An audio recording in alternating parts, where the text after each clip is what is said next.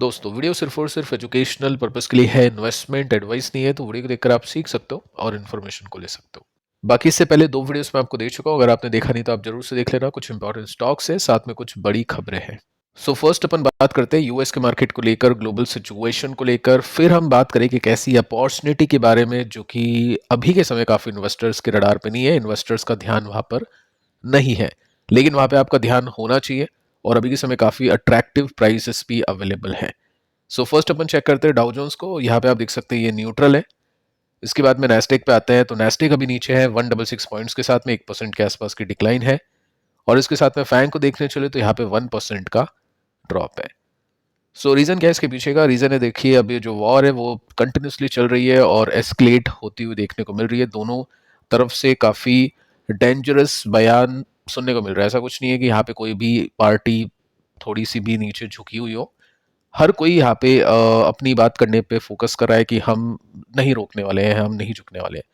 साथ में आप देख सकते हैं यहाँ पे एक और न्यूज आपके सामने रखना चाहूंगा। यूएस डिफेंस सेक्रेटरी, नेम आप पढ़ सकते हैं इनका, प्रॉमिस किया है कि US military will reopen Hormuz का जो पैसेज है वो, यानी प्रॉमिस किया है, मतलब कैसे करके ये ओपन करेगी अब उसको चेक करना पड़ेगा। बाकी बड़ी बात यहाँ पे की है, अब किस तरीके अटैक यूएस करेगी अगले हफ्ते, क्योंकि ट्रंप ने तो धमकी दे दी है।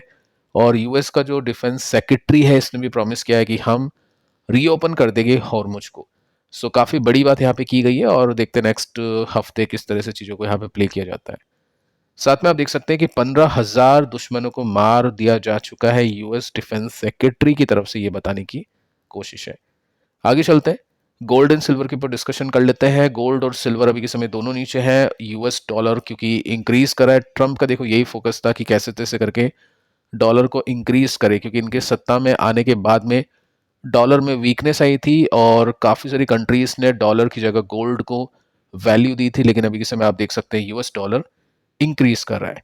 साथ में हम गोल्ड को देखने चले तो गोल्ड देखो गिर नहीं रहा है, कम से कम वॉर के अंदर स्टेबिलिटी दे रहा है कि जिसने भी गोल्ड में इन्वेस्ट किया था पहले वो अभी अच्छे खासे प्रॉफिट्स में है, और प्रॉफिट्स उनके नहीं जा रहे, क्योंकि वही बड़ी बात है। मैं आपको काफी टाइम से समझा रहा हूँ ये चीज कि इस मार्केट के अंदर फोकस ये करना है कि पोर्टफोलियो गिरे कम, नुकसान कम हो, मार्केट के अंदर टिके रहे, बचे रहे, ना कि ये फोकस करना है कि कैसे रिटर्न्स बने। रिटर्न्स नहीं आएंगे इस मार्केट के अंदर, बस फोकस ये होना चाहिए कि पोर्टफोलियो को कैसे स्टेबल तरीके से रख सके, स्ट्रॉन्ग तरीके से रख सके। तो उसके अंदर गोल्ड की हेजिंग भी काफी इंपॉर्टेंट रोल प्ले कर रही है। सेकंड आप देख सकते हैं सिल्वर की बात करते हैं। सिल्वर 3% के साथ में नीचे है। सिल्वर 50% डिपेंड करता है इंडस्ट्री यूजेस के ऊपर, जो कि अभी के समय काफी कम हो चुका है। सो सिल्वर इस वजह से नीचे है। अब देखिए दोस्तों, ऑयल के ऊपर डिस्कशन कर लेते हैं। ऑयल अभी के समय $100 के आसपास पहुंच चुका है और यूएस ने ऐसा बोला है कि हमारे पास में हथियार है और बहुत टाइम है इस फाइट को करने के लिए। सो ऐसे स्टेटमेंट ऑयल को उबाल देते हैं, बॉयल कर देते हैं ऑयल को, और वही चीज़ अब भी यहाँ पे आपको देखने को मिल रही है। साथ में आगे चलते हैं। ऑयल का प्राइस अभी 96 है, 100 से थोड़ा सा नीचे है। थोड़ी सी भी कुछ बातचीत ऐसी होगी, मुद्दा बिगड़ेगा तो यहाँ से इंक्रीज देखने को मिल सकता है। आगे चलते देखिए दोस्तों, यहाँ पे अब जैसे कि पिछले वीडियो में हमने बातचीत की है कि एस जयशंकर और साथ में जो फॉरेन मिनिस्टर है वहाँ के, ईरान के, दोनों ने आपस में बातचीत की है। 4 बार फोन कॉल पे बातचीत की है, कुछ ना कुछ प्रॉब्लम का सॉल्यूशन निकालने की कोशिश करें। अब यहाँ पे मोदी जी भी रीच आउट कर चुके हैं ईरान को। ठीक है, यहाँ पे आप देख सकते हैं एनर्जी फियर भी के समय चल रहा है। एनर्जी की डिमांड काफी हाई है इंडिया के अंदर, लेकिन सप्लाई हो नहीं पा रहा है। तो फॉरेन मिनिस्टर ने ही, सीधा पीएम मोदी ने ही रीच आउट कर लिया है ईरान को। सो यहाँ पे आप देख सकते हैं ये फर्स्ट टाइम है सिंस वॉर। वॉर को काफी टाइम हो चुका है, आई थिंक 13-14 दिन हो चुके हैं, लेकिन पीएम मोदी ने इतने दिन बाद यहाँ पे बातचीत की ईरानियन प्रेसिडेंट से और बताने की कोशिश की है कि ऑयल का जो प्राइस है वो काफी ऊपर जा चुका है। अगर चीजें सही नहीं होती हैं तो हमारे ऊपर काफी इम्पैक्ट होगा। 50 बेसिस पॉइंट का इम्पैक्ट इन्फ्लेशन में देखने को मिलेगा। अब देखिए इसके जवाब में हुआ क्या है, सॉल्यूशन में निकला है। 2 ऑयल टैंकर आ चुके हैं इंडिया, बहुत अच्छी बात है। साथ में आप देख सकते हैं कि इंडिया जो ईरान से बातचीत कर रहा है उसकी वजह से यहाँ पे कुछ कुछ हम बोल सकते हैं शिप्स है जिसके अंदर ऑयल है और एलपीजी है, उसको आने की अनुमति मिल रही है, इंडिकेशन मिल रहा है, ऐसा यहाँ पे बोला जा रहा है। अब देखते हैं कैसी कुछ बातचीत होती है, डिप्लोमेसी से कितना मुद्दा सुलझता है। जो हमारे फॉरेन मिनिस्टर उनके साथ में जो हमारे पीएम मोदी है वो भी अब बातचीत करने पे लगे हुए हैं ईरान के साथ में। देखते हैं यहाँ पे चीजें किस तरह से प्ले करती है आगे चल के। सो एफआईज की जो सिचुएशन है दोस्तों वो बद से बदतर होती हुई देखने को मिल रही है। पिछले कुछ दिन मैंने आपको बताया था कि यहाँ पे सब कुछ लाल निशान में देखने को मिलेगा, वही सिचुएशन है। निफ्टी को आप देख सकते हैं कंटिन्यूसली डिक्लाइन, यहाँ पे आप देख सकते हैं कंटिन्यूसली सेलिंग, और आज की सेलिंग तो काफी ह्यूज है। 10,716 करोड़ के आसपास की बिकवाली की, 10,716 करोड़ की। सो काफी बड़ी सेलिंग एफआईएस ने की है, और इसके अगेंस्ट में डीआईएस ने कोशिश तो की थी बाय करने की, बट इतना बाय नहीं कर पाई, और इस वजह से आज आपने देखा मार्केट ने किस तरह से अपने पोर्टफोलियो को रुला दिया। काफी बुरी तरह से सिचुएशन यहाँ पे देखने को मिली है पोर्टफोलियोज के अंदर। सो देखते हैं दोस्तों चीजें कब सोल्व होती है, क्योंकि अब जब तक ये सब ट्रिगर्स मार्केट में रहेंगे, क्रूड, रुपीस का गिरना, तो एफआईज अपनी होल्डिंग्स नहीं बढ़ाएगी, कैश मार्केट में बिकवाली ही करती हुई देखने को मिलेगी, और अपना पोर्टफोलियो नीचे ही जाता हुआ देखने को मिलेगा। ऑलरेडी मैं आपको बता चुका हूँ कि मार्केट के अंदर अब यही सोचना है कि कैसे हम पोर्टफोलियो को गिरने से रोक सकते हैं, कुछ अच्छी एसेट में इन्वेस्ट करें, चाहे वो गोल्ड हो या फिर वो लिक्विड हो। अल्टीमेटली इक्विटी से थोड़ा सा भी दूर रहना पड़ेगा। सेकंड आप देखोगे ना तो यहाँ पे डेटा बहुत डरावना है। यहाँ पे आपको देखने को मिलेगा कि मार्च अभी कंप्लीट हुआ ही नहीं है, अभी तो आधा मार्च भी हुआ नहीं है, और इसी टाइम फ्रेम के अंदर एफआईस ने 56,000 करोड़ की सेलिंग कर दी है, 56,000 या इसको 57,000 बोल सकते हैं। ठीक है, और मार्केट कैसा गिरा है, मार्केट 8% के साथ में क्रैश है, ये आप देख सकते हैं मार्च के मंथ के अंदर, इतने से कुछ दिनों के अंदर। अगर मैं पिछले महीने की बात करूं, फरवरी की बात करूं, तो नेट में एफआईएस ने देखो सेलिंग भी की थी, बाइंग भी की थी, लेकिन नेट में मंथली बेसिस पे जस्ट 6,000 करोड़ की सेलिंग की थी। साथ में अगर आप देखोगे तो मार्केट इतना कुछ गिरा भी नहीं था। पूरे जनवरी की बात करें तो 41,000 करोड़ की सेलिंग की थी, तो मार्च में अभी तक इतनी बड़ी बिकवाली कर दी है। सो ये डेटा काफी नेगेटिव है, और देखते हैं आगे चल के कैसी सिचुएशन होती है। बाकी ठीक है, इक्विटी का अपने को पता ही है कि क्या हो सकता है, मैं आपको अपना व्यू दे चुका हूँ, डेटा भी आपको बता चुका हूँ। अब देखिए प्रॉब्लम आपको पता है, अपॉर्चुनिटीज अब अपन देखने की कोशिश कर सकते हैं। आज के फर्स्ट वीडियो में मैंने आपको बताया था कि निफ्टी अगर यहां तक पहुंच गया तो डेफिनेटली इन्वेस्टर्स अपनी बाइंग शुरू कर देंगे वहां से।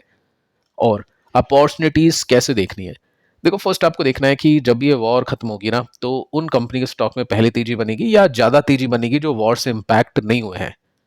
आपको बताइए कि अभी कुछ टाइम पहले बहुत हम न्यूज सुन रहे थे एआई के बारे में, अभी देखो कोई बात नहीं कर रहा है, और यही टाइम है एआई कंपनीज में चीजों को देखने का। ठीक है, एआई के बिना आगे कुछ नहीं होगा। देखो टू बी ऑनेस्ट, अगले लॉन्ग टर्म 10 साल 15-20 साल सिर्फ इसी सेक्टर का है, अगर मैं वैसे ब्रॉडरली चीजों को देखना शुरू करूं तो।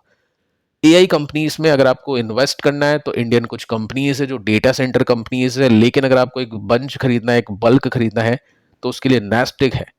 नेस्टेक के अंदर काफी सारी कंपनीज है, 100 कंपनीज है, और उसमें क्या है एआई का भी काफी ज्यादा एक्सपोजर है। ऊपर की जो 5-7 कंपनीज है वो नेस्टेक का 50% ओन करती हैं, जो कि बड़ी टेक कंपनीज है। सो फर्स्ट में एक इंटरेस्टिंग डेटा आपको देता हूं कि अगर आप इंडिया में इन्वेस्ट करते हैं, जो कि होम कंट्री है, लेकिन अगर आपको डाइवर्सिफाई करना है तो यूएस में इन्वेस्ट कर सकते हैं। तो उसके लिए जैसे मान लो इंडिया के अंदर आपने इन्वेस्ट कर दिया है 90%, 10% आपने यूएस में इन्वेस्ट कर दिया, या 15% आपने यूएस में इन्वेस्ट कर दिया, तो इस बेसिस पे प्ले कर सकते हैं।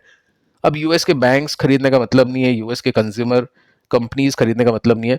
अगर आपको इंडिया में इन्वेस्ट करना है तो इंडिया में फाइनेंस और कंज्यूमर, ये दो कैटेगरीज हैं जो आउट परफॉर्म करती है। निफ्टी के अंदर भी ये दोनों का स्थान सबसे ज्यादा है।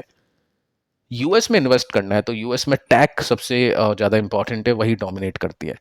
सो यहाँ पे देखिए एक इंटरेस्टिंग डेटा आपको बताता हूँ, ये साइकिल्स में चलती चीजें, टाइम टू टाइम चलता है। 2003 से लेकर 2007 इंडिया का था, यहाँ पे नेस्डेक नहीं था निफ्टी से ऊपर, लेकिन एक बहुत लंबा दौर चला है 2010 से लेकर 2021, जहां पे यूएस टेक का दौर था और वो विनर था। 22 से लेकर अभी तक की बात करें तो मिक्स साइकिल है, मैं आपको थोड़ा सा यहाँ पे बता देता हूँ। 2010 से लेकर 21 निफ्टी अगर आप देखोगे ना तो निफ्टी ने 232% के रिटर्न्स दिए हैं। ठीक है, इसी टाइम फ्रेम में अगर मैं आपको नेस्डेक के रिटर्न्स दिखाऊं तो 2010 से लेकर 2021 में नेस्डेक ने 610% के रिटर्न्स दिए हैं। तो कहां पे 200% के रिटर्न्स, कहां पे 600% के रिटर्न्स। तो वही चीज है, थोड़ा सा स्मार्ट प्ले करना है आपको, और इस मार्केट के अंदर जहां पे अपॉर्चुनिटीज दिखती है वहां पे आपको गेम खेलना है, क्योंकि मार्केट की गिरावट देखने से काम नहीं चलेगा, वहां पे गेम भी आपको खेलना पड़ेगा, तब जाके आपको आगे चल के उसका फायदा मिलेगा। प्लस नेस्डेक 100 में किस तरह से इन्वेस्ट कर सकते हैं, देखो नेस्डेक 100 अगर आप म्यूचुअल फंड खरीदोगे ना, तो अभी मैंने चेक किया म्यूचुअल फंड अवेलेबल नहीं है, सबने रोक दिया इन्वेस्टमेंट, क्योंकि वो म्यूचुअल फंड ईटीएफ में इन्वेस्ट कर रहे हैं, तो सेबी ने अभी वहां पे रोक लगाई है। सेकंड, अगर आपको ईटीएफ खरीदना है तो मोतीलाल ओसवाल नेस्डेक 100 का ईटीएफ अवेलेबल है, जिसको आप देख सकते हैं MON 100 करके। इसमें अभी हमने देखा 2010 से लेकर 21 तक के रिटर्न्स, जिसमें नैस्डैक ने 600% के रिटर्न्स दिए, निफ्टी ने सिर्फ और सिर्फ 230% के आसपास के रिटर्न्स दिए। ठीक है, अब मैं 2010 तो लूंगा नहीं क्योंकि 2010 में तो ये आया ही नहीं था, ईटीएफ की बात कर रहा हूँ। 2011 से 21 तक का भी डेटा ले लूँ ना, तो यहाँ पे भी 1000% के रिटर्न्स हैं। तो कहाँ पे इंडेक्स ने 200% के रिटर्न्स दिए और कहाँ पे यहाँ पे 1000% के रिटर्न्स। अच्छे अच्छे फंड्स को इसने बीट किया, ये भी आप मान सकते हैं। प्लस ये ज्यादा क्यों चला, क्योंकि यूएस डॉलर जो इंक्रीज करता है ना, हम रुपीज में इन्वेस्ट करते हैं, तो यहाँ पे डॉलर में होता है नेस्टेक, तो उस डॉलर की वैल्यू का भी फायदा मिलता है यहाँ पे, तो ज्यादा स्पीड से ग्रो करेगा। ठीक है, चलो पॉइंट आपने देख लिया, समझ लिया, और आगे चल के देखेंगे, डिटेल में डिस्कस कर लेंगे, बट जितना इंपॉर्टेंट अभी आपको समझाना है उतना मैं समझाने की कोशिश कर रहा हूँ। फर्स्ट आप देखोगे ना, तो यहाँ पे 2025 के स्टार्टिंग से जो गिरावट आई थी नेस्टेक में, ईटीएफ में, यहाँ पे आप देख सकते हैं ईटीएफ का नाम है, 27% की थी। ये टेक कंपनीज तेजी से गिरती भी है लेकिन बहुत अच्छी तरह से रिकवर भी करती हैं, क्योंकि गेम पूरी दुनिया के इनके हाथ में है। इसके बाद में 14% की गिरावट अभी हम देख चुके हैं ईटीएफ में ऑल टाइम हाई से, और ये जो ट्रेंड है ना, ये आपको वीक ही देखने को मिल रहा है नेगेटिवली। सो 15% गिरता है, उसके बाद में 20% गिरता है, उसके बाद में 25% गिरता है, तो ऐसे ऐसे करके इन्वेस्टर अपनी जो बायोन डिप है वहां पे कंसीडर करेंगे, क्योंकि इससे क्या होगा, अपने पोर्टफोलियो को डाइवर्सिफिकेशन भी मिलेगा, और जब भी एआई बूम आएगा या फिर नेक्स्ट एआई रनअप आएगा तो उसके अंदर मैक्सिमम बेनिफिट आपको मिलेगा। तो फिलहाल इस वीडियो में इतना ही, पिछले 2 वीडियोस को आप देख लेना, मिलते हैं कल, तब तक के लिए शुभ रात्रि।